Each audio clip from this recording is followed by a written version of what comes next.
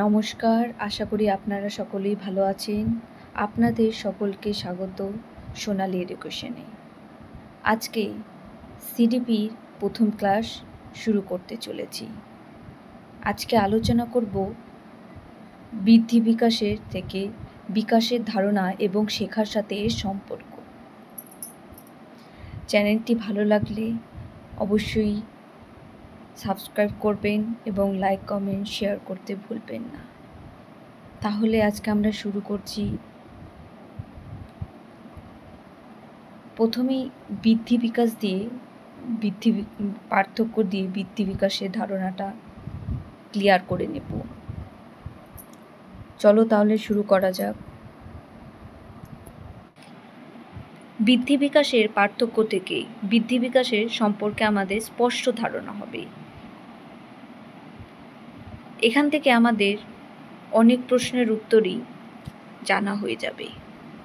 তাহলে চলো দেখা যাক। প্রথমেই বলেছে আকার ও আয়তনে বেড়ে যাওয়াকেই বৃদ্ধি বলে। অর্থাৎ ব্যক্তির আকারও বাড়বে এবং আয়তনও বাড়বে, তাকেই বৃদ্ধি বলে। বিকাশ কি? আকার ও আয়তনে বৃদ্ধির সঙ্গে সক্রিয়তা এবং কার্য সম্পাদনের উৎকর্ষতা বিকাশের বৈশিষ্ট্য। অর্থাৎ কি বলেছে? আকার আয়তন তো বাড়বেই, তার সঙ্গে কাজ করার উৎকর্ষতাও বাড়বেই। এটাই হলো বিকাশ। মানে মানব জীবনে কি জন্ম থেকে মৃত্যু পর্যন্ত যে শারীরিক মানসিক পাক্ষবিক যে পরিবর্তন হয় তাই হলো বিকাশ। তার সাথে কি পরিবর্তন হয়? তার সাথে কার্য সম্পাদনের উৎকর্ষতা, তাকে বিকাশ বলে। বৃদ্ধি কারণ আর বিকাশ কি ফল। বৃদ্ধি, এই যে বৃদ্ধি না শুধু কি দৈহিকের মধ্যেই, দৈহিক বা শরীরের মধ্যেই সীমাবদ্ধ, আর বিকাশ কি সব দিকেই। দৈহিক তো থাকবেই, তার সাথে মানসিক সামাজিক প্রাক্ষবিক। বৃদ্ধি স্বতঃস্ফূর্ত, তবে অনুশীলনের প্রভাব দেখা যায়। বৃদ্ধিতে কি এখানে কিন্তু অনুশীলনের প্রভাব দেখা যায়, কিন্তু এটা স্বতঃস্ফূর্ত। বিকাশ পরিবেশের সঙ্গে মিথস্ক্রিয়ার ফলে কি বিকাশ ঘটে। অর্থাৎ ব্যক্তির সক্রিয়তা ও অনুশীলন এক্ষেত্রে কি গুরুত্বপূর্ণ। বৃদ্ধি অনুশীলন বিশেষ ক্ষেত্রে নির্দিষ্ট। এটা ভালো করে দেখতে হবে। বৃদ্ধির অনুশীলন কি বিশেষ ক্ষেত্রে নির্দিষ্ট। অর্থাৎ যদি এক্ষেত্রে হাতের ব্যায়াম করি, সেক্ষেত্রে হাতের পেশিরই বৃদ্ধি হবে, অন্য কোনো জায়গার কিন্তু এখানে প্রভাব পড়বে না, তাই বিশেষ ক্ষেত্রেই নির্দিষ্ট বলা হয়েছে। আর বিকাশ কি?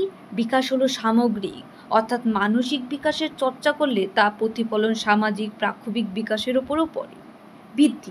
বৃদ্ধিকে একটা কি মানব জীবনের বৃদ্ধি কি একটা নির্দিষ্ট সময় পর্যন্ত হয়। আর বিকাশ কি? বিকাশ আমৃত্যু পর্যন্ত। বৃদ্ধি পরিমাপযোগ্য। অর্থাৎ যদি কোনো আমরা ব্যক্তিকে দাঁড়িপাল্লায় দাঁড় করিয়ে দিই, সহজে কিন্তু তার মান পেয়ে যাব। অর্থাৎ তার উচ্চতা কত, সে মোটা কিনা, সব কিছুই কিন্তু পরিমাপের মাধ্যমে জানা যাবে। তাই বৃদ্ধি পরিমাপগত।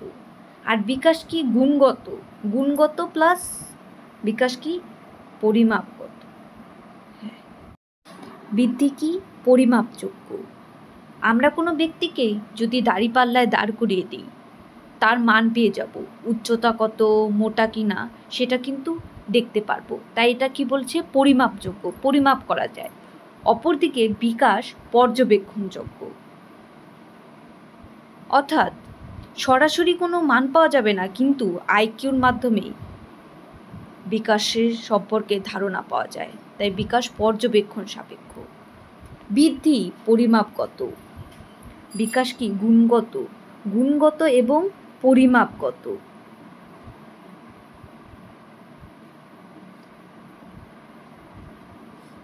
গুণগত এবং পরিমাপগত। শিক্ষা বৃদ্ধির পরিমাপকে প্রভাবিত করলেও সেটা বাঞ্ছিত কিনা তা নিয়ে কি মনোবিদদের মধ্যে মতভেদ আছে। কিন্তু বিকাশ আছে না, বিকাশ শিক্ষার অন্যতম লক্ষ্য। তাহলে এখান থেকে আমরা কি জানতে পারলাম? একে আছে আকার ও আয়তন বেড়ে যাওয়াকে বৃদ্ধি বলে, আকার ও আয়তনের সঙ্গে সক্রিয়তা এবং কার্য সম্পাদনের উৎকর্ষতাকে বিকাশ বলে। বৃদ্ধি কারণ, বিকাশ ফল।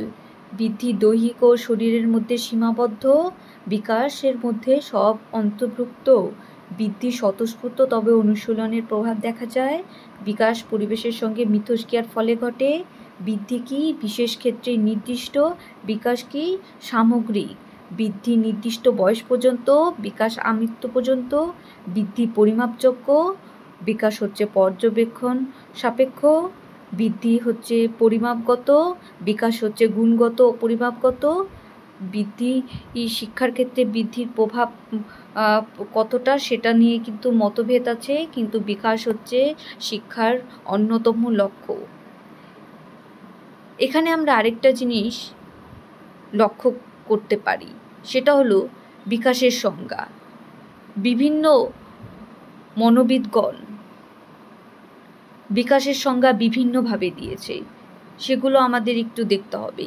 কারণ অনেক সময় মতবাদটা অর্থাৎ সংজ্ঞাটা তুলে দেয় এবং বলে যে এটা কে বলেছে।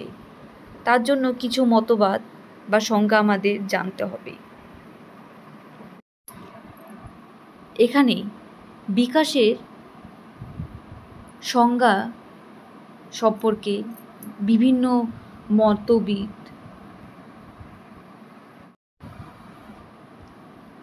বিকাশের সংজ্ঞা বিভিন্ন মনোবিদগণ বিভিন্নভাবে দিয়েছে, সেগুলো আমাদের জানতে হবে।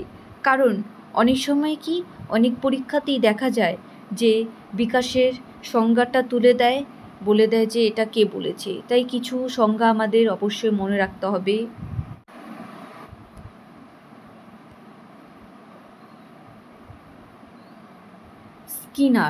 স্কিনার বিকাশ সম্পর্কে কি বলেছে? বিকাশ হলো ধারাবাহিক ও ধীর গতি সম্পন্ন প্রক্রিয়া। ক্রো কি বলেছে? বিকাশ প্রক্রিয়াটি বৃদ্ধি এবং সেই সমস্ত আচরণগত পরিবর্তন যা পরিবেশমূলক পরিস্থিতিতে ঘটে থাকে। লেবার্ট, পোলাস অ্যান্ড মারমোর কি বলেছে বিকাশ সম্পর্কে? বিকাশ বলতে পরিণমন ও পরিবেশের সঙ্গে পারস্পরিক বৃদ্ধি ও সামর্থ্যের প্রতিনিয়ত কার্যবলী পরিবর্তনের প্রতিক্রিয়াকে বোঝানো হয়ে থাকে। হারলক কি বলেছে? বিকাশ হলো পরিবর্তনের একটি প্রগতিশীল সিরিজ যা পরিণমন এবং অভিজ্ঞতার ফলস্বরূপ সুশৃঙ্খলভাবে অনুমানযোগ্য প্যাটার্নে ঘটে। জে.ই. অ্যান্ডারসন কি বলেছে বিকাশ সম্পর্কে? বিকাশ শুধুমাত্র কারো উচ্চতা 1 ইঞ্চিতে যোগ করা বা একটি দক্ষতার উন্নতিকে বোঝায় না। বিকাশ হলো বিভিন্ন গঠন ও কার্যাবলী সুসংহত করার একটি জটিল প্রক্রিয়া। হ্যারল্ড স্টিভেনসন কি বলেছে বিকাশ সম্পর্কে? সারা জীবনব্যাপী আচরণের পরিবর্তনগুলি অধ্যয়নের সঙ্গে সম্পর্কিত বিকাশ এবং মনোবিজ্ঞান। এই সংজ্ঞাগুলো মনে রাখতে হবে। অনেক সময় এই সংজ্ঞাগুলো তুলে দেয়, বলে যে কে বলেছে। তারপরে দেখা যাক কি আছে। এরপর বিকাশকে বিভিন্ন মনোবিজ্ঞানী বিভিন্নভাবে ভাগ করেছে।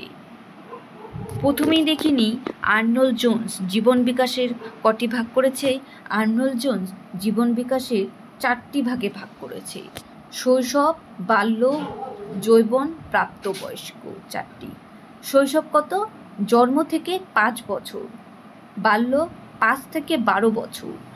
যৌবন 12 থেকে 18 বছর। প্রাপ্তবয়স্ক 18 বছরের ঊর্ধ্বে। তাহলে এখান থেকে কি প্রশ্ন আসতে পারে? যে আর্নল্ড জোন্স জীবন বিকাশকে কটি ভাগে ভাগ করেছে? কটি? 4টি। শৈশব, বাল্য, যৌবন, প্রাপ্তবয়স্ক। এখান থেকে আরেকটা প্রশ্ন আসতে পারে যে বাল্যকাল কত বছর থেকে কত বছর? 5 থেকে 12 বছর। তাহলে এক্ষেত্রে প্রত্যেকটাই গুরুত্বপূর্ণ। নেক্সট,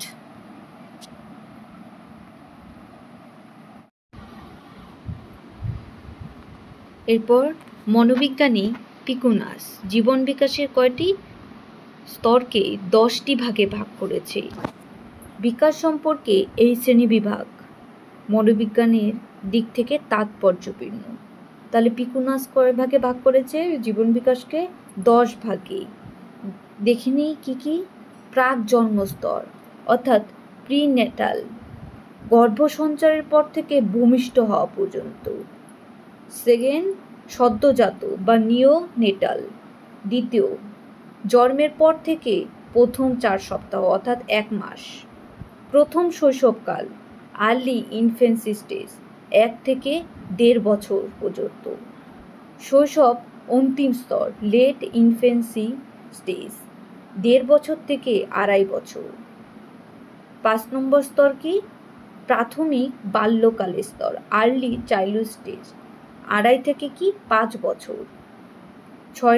6 নম্বর স্টেজ কি? মিডিল চাইল্ডহুড স্টেজ মাধ্যম বাল্যকাল 5 থেকে 9 বছর। প্রান্তীয় বাল্যকাল 9 থেকে 12 বছর।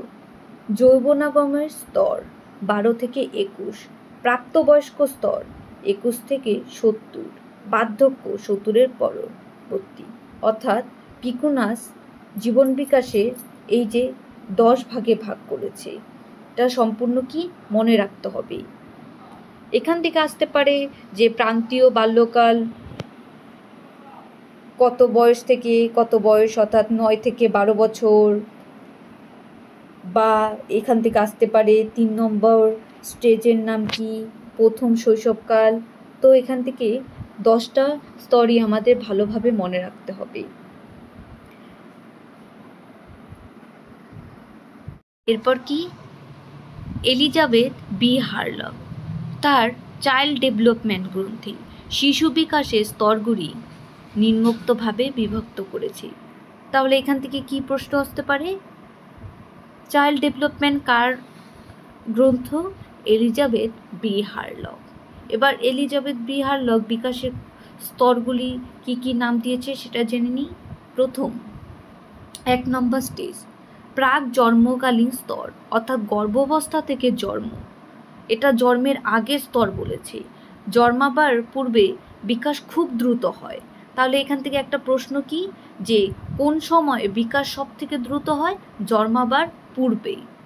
এই বিকাশ প্রধানত শারীরিক এবং দৈহিক কাঠামো বৃদ্ধি। দ্বিতীয় স্তর কি? সদ্যজাত স্তর জন্মাবার পর থেকে 10 থেকে 14 দিন অর্থাৎ 2 সপ্তাহ পর্যন্ত। এই স্তরকে নিওনেট স্তরও বলে। এই নিওনেট স্তরটি আবার কি? গ্রিক শব্দ নিউস বা নিউ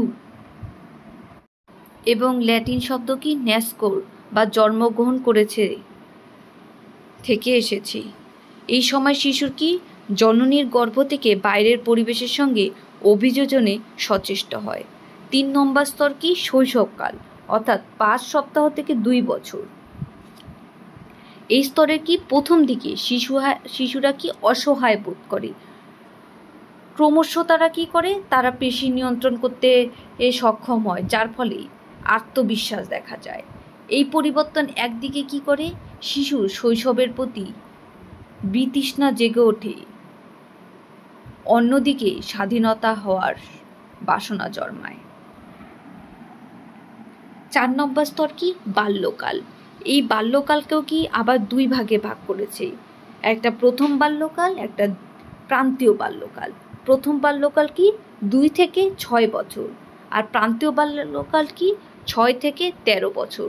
তবে এই প্রান্তীয় বাল্যকাল কিন্তু ছেলে আর মেয়েদের ক্ষেত্রে কিন্তু আলাদা। মেয়েদের ক্ষেত্রে 6 থেকে 13 বছর আর ছেলেদের ক্ষেত্রে 6 থেকে 14 বছর, এটা মনে রাখতে হবে। বাল্যকালের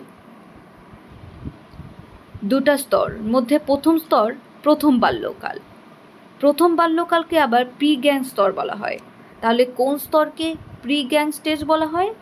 প্রথম বাল্যকালকে প্রি গ্যাং বা প্রাক গ্যাং স্তর বলা হয়। কেন? এই সময় শিশু তার পরিবেশকে নিয়ন্ত্রণ করতে সচেষ্ট হয় এবং সামাজিক অভিযোজনে সক্রিয় হয়। তখন কি সবাই একসঙ্গে থাকতে চায়।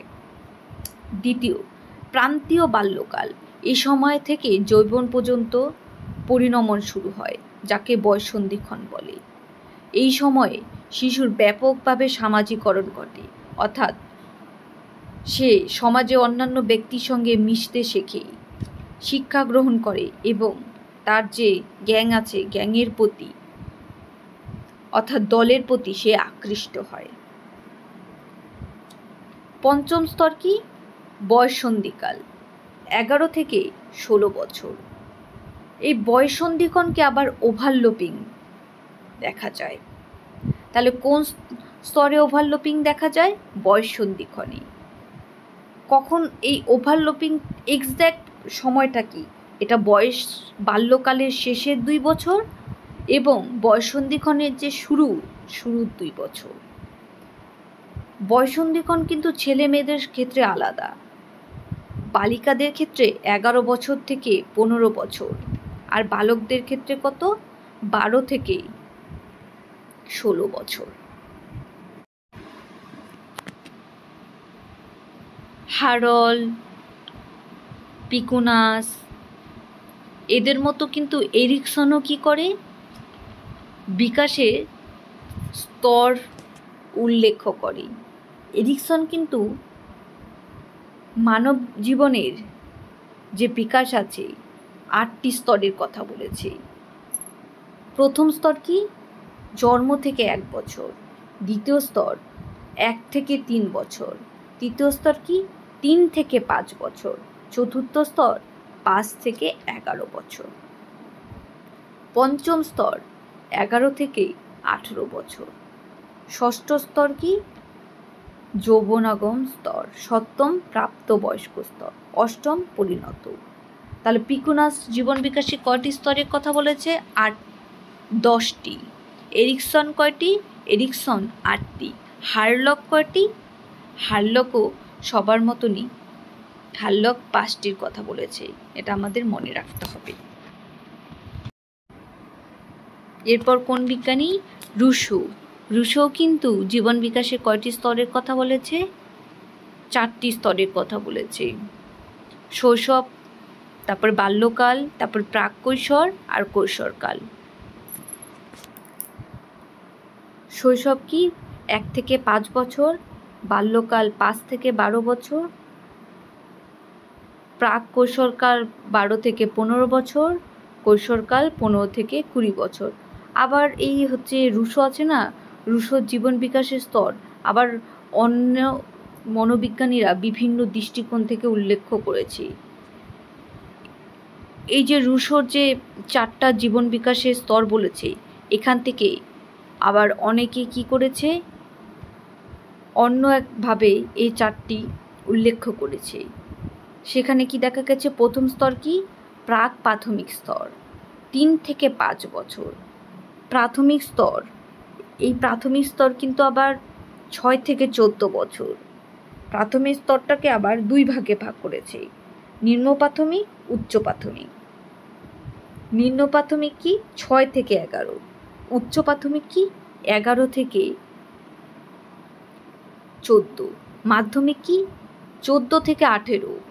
এই মাধ্যমিকও আবার 2 ভাগে ভাগ করেছে, আর উচ্চ মাধ্যমিক 18 থেকে 21। এই ছিল বিভিন্ন দার্শনিকদের মতে বিকাশের স্তর।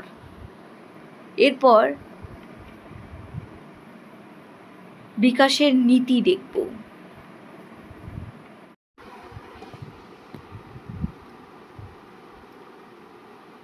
বিকাশের নীতি, তাহলে বিকাশে কি কি নীতি দেখা যাক? ক্রম সংযোজনশীলতার নীতি। শিশুর বিকাশ পরবর্তী বিকাশ থেকে আসে। শৈশবকালে বিভিন্ন আচরণ পরবর্তী জীবনকে প্রভাবিত করে। ক্রম সংযোজনশীলতার নীতি মানে শিশুর যে বিকাশ সেটা ক্রম বরাবর চলে, মানে একটার পর একটা।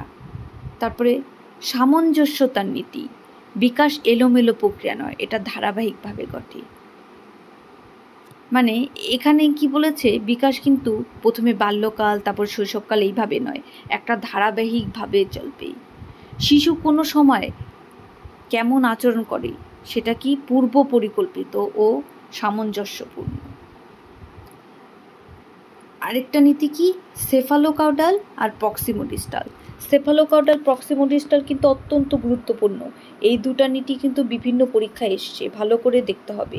সেফালোকাউডাল কি, সেফালোকাউডাল নীতিতে কি হয়, মাথা থেকে পায়ের দিকে অগ্রসর হয়। অর্থাৎ প্রথমে শিশু কি করে, তার জননীকে চিনে, তারপর বসতে পারে, তারপর হামাগুড়ি দেয়, অর্থাৎ মাথা থেকে পায়ের দিকে যায়। প্রক্সিমোডিস্টাল, প্রক্সিমোডিস্টাল কি, কেন্দ্র থেকে পরিধির দিকে। এটা কি, শিশু যখন হাত বাড়ায়, হাত বাড়ানোর আগে কিন্তু বাহুর ব্যবহার করতে পারে, সেরকম আঙ্গুল নড়াচড়া করার আগে কিন্তু সে তার হাত ব্যবহার করে। এটা কি, কেন্দ্র থেকে পরিধির দিকে যাচ্ছে। তারপরে ঐক্যের নীতি, ঐক্যের নীতি কি, শিশু দৈহিক বিকাশের সঙ্গে সঙ্গে মানসিক বিকাশও ঘটে। মানে একটা বিকাশের সঙ্গে অন্য বিকাশ সম্পর্কযুক্ত। দৈহিক বিকাশ যদি সঠিক না হয় সেক্ষেত্রে মানসিক বিকাশও হবে না। আরেকটা নীতি কি, ধারাবাহিকতার নীতি। ধারাবাহিকতার নীতি কি, যে শিশুর যে বিকাশ আছে সেটা কখনো থামে না, কন্টিনিউয়াস চলতে থাকে। এরপর কি, বিকাশের ধারণা এবং পড়াশোনার সাথে, বিকাশের ধারণা এবং শেখার সাথে সম্পর্ক। Concept of development and it's relationship with learning. শিক্ষার উদ্দেশ্য কি, ব্যক্তির পরিপূর্ণ ও সর্বাঙ্গীন বিকাশ সাধন।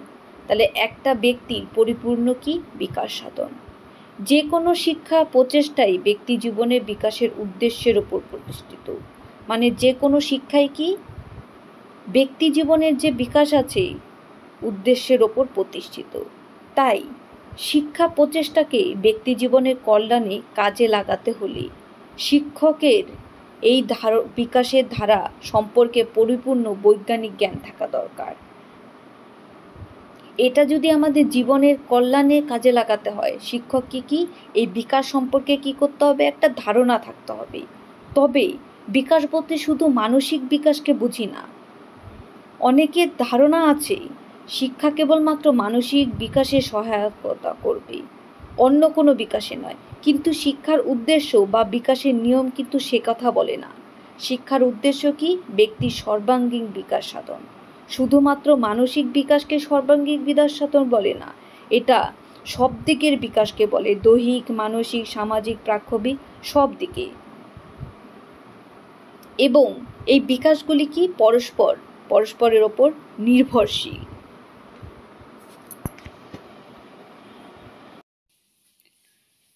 কি প্রশ্ন, নবজাতক প্রথমে তার পুরো শরীরকে একবার নড়াচড়া করে, তারপর তার একটি নির্দিষ্ট অঙ্গ নাড়াতে শেখে। এটি বিকাশের কোন নীতি প্রদর্শন করে? 1 নম্বর, বিকাশ একটি ধাঁচ অনুসরণ করে। 2, বিকাশ সাধারণ থেকে নির্দিষ্টের দিকে অগ্রসর হয়। 3, উন্নয়ন এককরণের দিকে অগ্রসর হয়। 4, বিকাশ হলো ক্রমবর্ধমান। তাহলে যখন প্রথমে কি, পুরো শরীর নড়াচড়া করে, পুরোটা, তারপরে নির্দিষ্ট, সেক্ষেত্রে কি হবে, বিকাশ সাধারণ থেকে বিশেষের দিকে অগ্রসর হয়।